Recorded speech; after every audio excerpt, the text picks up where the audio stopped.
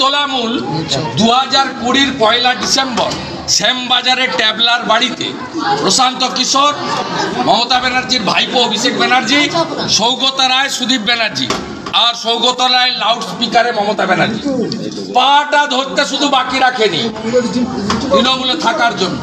তাকে অফেন্ডার বলছেন। ট্রেনের বিষয় প্রশ্ন ওসব কানতে বলুন, ভোট অন্যরকম। তাকে শুধু বলবো যেদিন নাম ধরে বলবেন আপনার বাড়ির সামনে কালীঘাটে মঞ্চ বেঁধে আমি উত্তর দিয়ে আসবো। আমার নাম শুভেন্দু। আপনার যদি ক্ষমতা থাকে, তাকত থাকে, নিজেকে বিরাট ভাবেন, প্রধানমন্ত্রী হবেন, ক্ষমতা থাকলে নাম ধরে একটা সভাতে বলুন। নন্দীগ্রামে বলেছিলেন, জনগণ উত্তর দিয়েছে। আর মেদিনীপুরে তাম্রলিপ্তের মাটিতে আমাকে যত আক্রমণ করবেন তত বেশি ভোটে লোকসভা নির্বাচনে এই রাজ্যে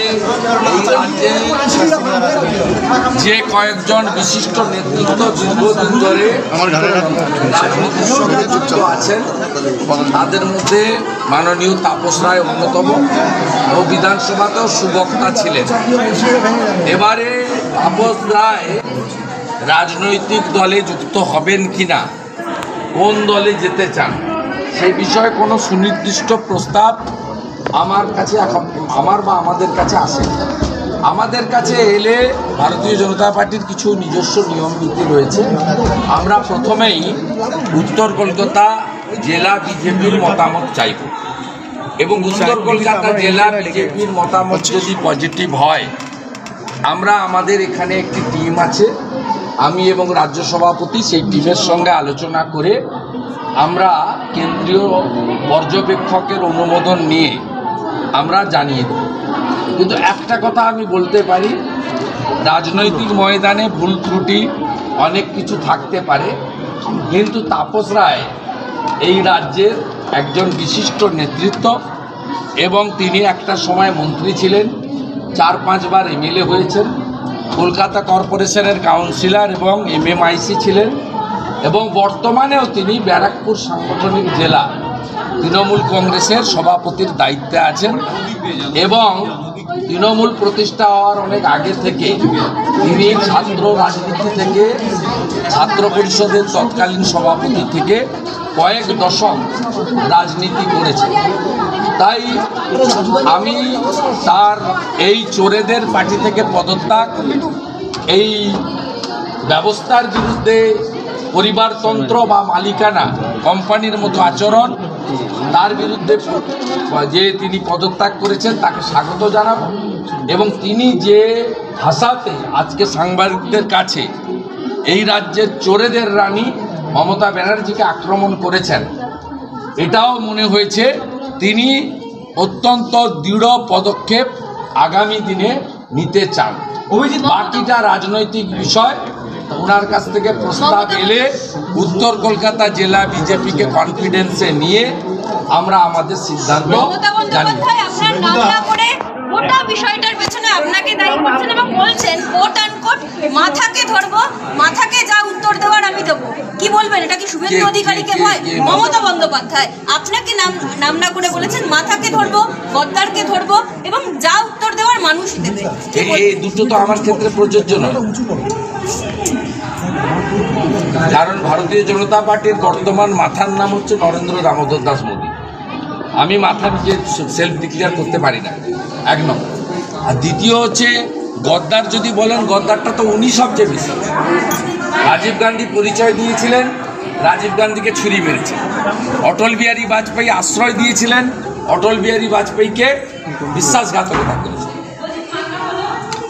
উনাকে শুধু বলবো যেদিন নাম ধরে বলবেন আপনার বাড়ির সামনে কালীঘাটে মঞ্চ বেঁধে আমি উত্তর দিয়ে আসবো।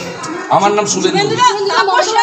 আপনার যদি ক্ষমতা থাকে, তাকত থাকে, নিজেকে বিরাট ভাবেন, প্রধানমন্ত্রী হবেন, ক্ষমতা থাকলে নাম ধরে একটা সভাতে বলুন। নন্দীগ্রামে বলেছিলেন, জনগণ উত্তর দিয়েছে।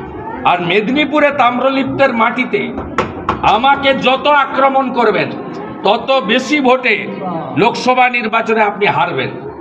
আপনার আজকের সভা দৃশ্যটা আপনি দেখে এসেছেন, আজকের সভায় কি করুণ দৃশ্য আপনি দেখে এসেছেন। ঠিক আছে, আর পিছন থেকে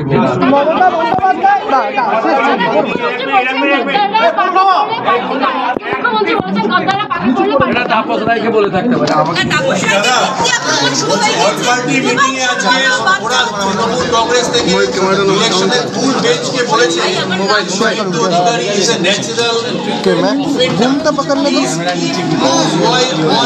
অপেন্ডেন্টটা কবে থেকে শুভেন্দু অধিকারী?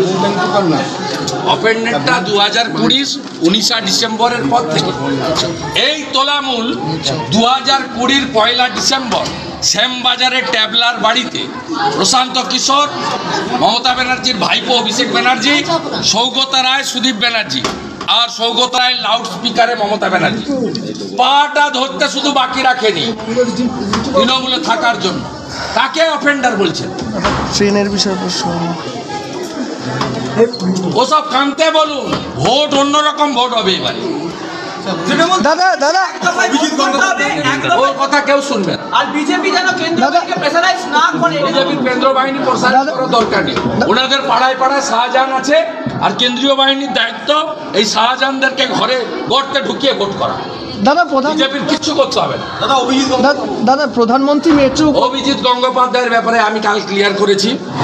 রিজাইন দেওয়ার পরে আমি ওনার সম্পর্কে বলবো। He still now existing justice of the Kolkata high court. দাদা ন্যাচারালি অত তাড়াহুড়ার কিছু নেই।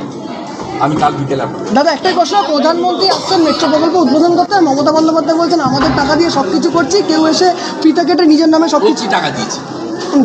মমতা ব্যানার্জি বলেছে কি টাকা দিয়েছেন উনি? প্রধানমন্ত্রী প্রতি বছর 7,000 কোটি টাকা দেন। 2,000 কোটি টাকা বছরে বরাদ্দ ছিল 14 সালে।